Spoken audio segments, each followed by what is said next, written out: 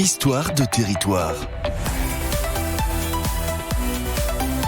Bonjour à tous et bienvenue dans Histoire de territoire. Histoire de territoire, ce sont 5 podcasts qui vous emmènent à la rencontre des hommes, des femmes, des entreprises et des associations investies pour dynamiser leur région, l'Occitanie, chacun dans leur domaine de compétences. Vous allez découvrir comment les laboratoires Pierre Fabre œuvrent à leur côté pour faire rayonner leur territoire dans le domaine de l'environnement, du social, de la santé, de l'innovation et dans celui du sport. Et c'est au social qu'on s'intéresse aujourd'hui.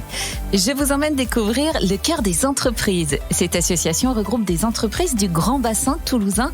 Son objectif est de lutter contre la précarité et les fragilités. J'arrive à l'UCRM, l'Union Sépierre Robert Monnier, où je vais retrouver Karine de Macedo, la chargée de développement et des partenariats entreprises de l'association. Nous rencontrons également Philippe Chausson, le président du directoire de Chausson Matériaux et du cœur des entreprises. Karine, Philippe, bonjour. Bonjour.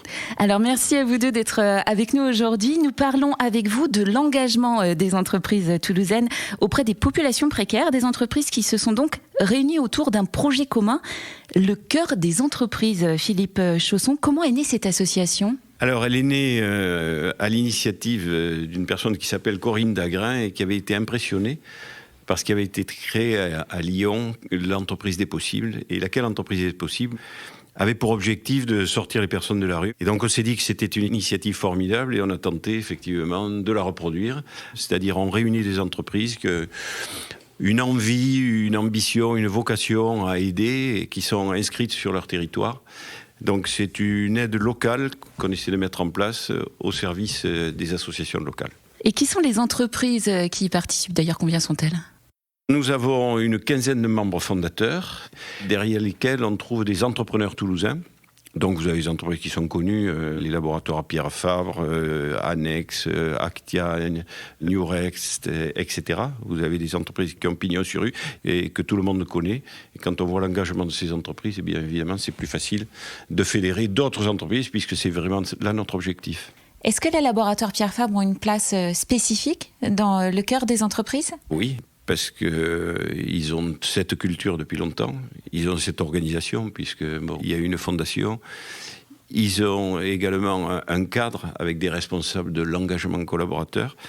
Et grâce au laboratoire Pierre Fabre, effectivement, on découvre tout ce qu'il est possible de faire.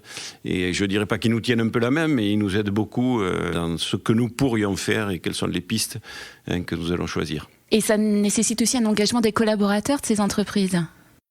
Notre cœur des entreprises, effectivement, s'est mis comme priorité l'engagement de nos collaborateurs. On ne se substitue pas du tout aux associations.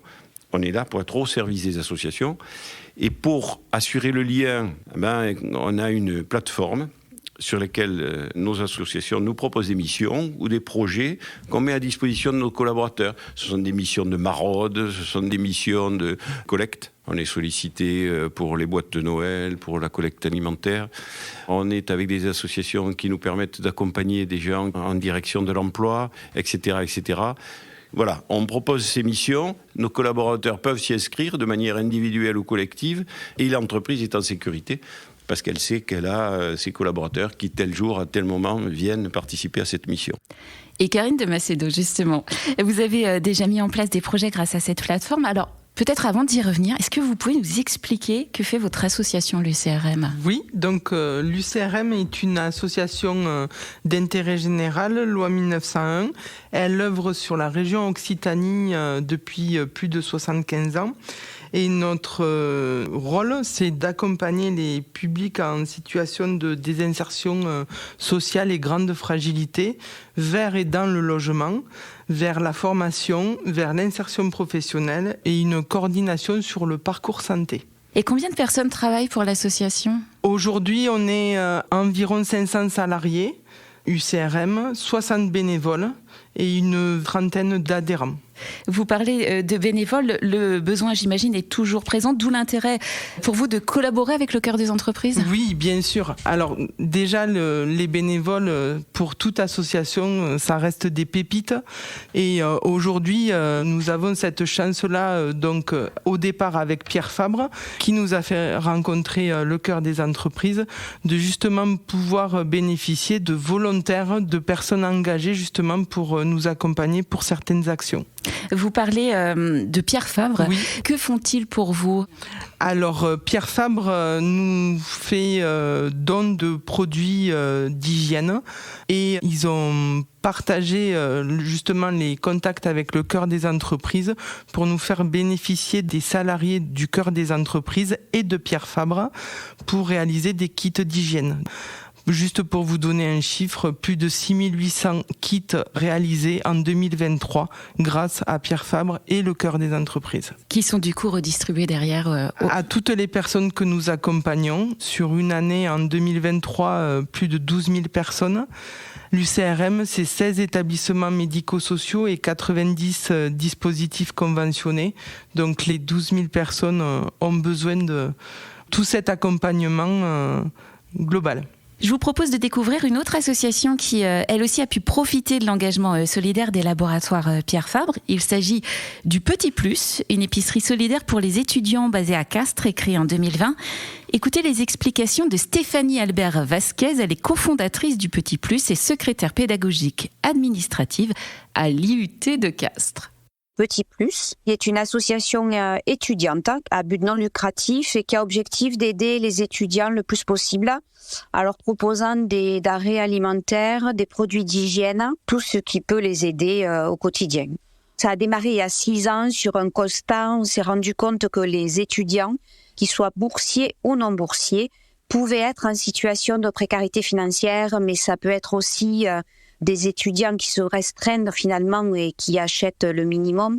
Et souvent, en tout cas, il y a au moins 40% d'étudiants qui ont un job à côté pour pouvoir étudier et manger correctement.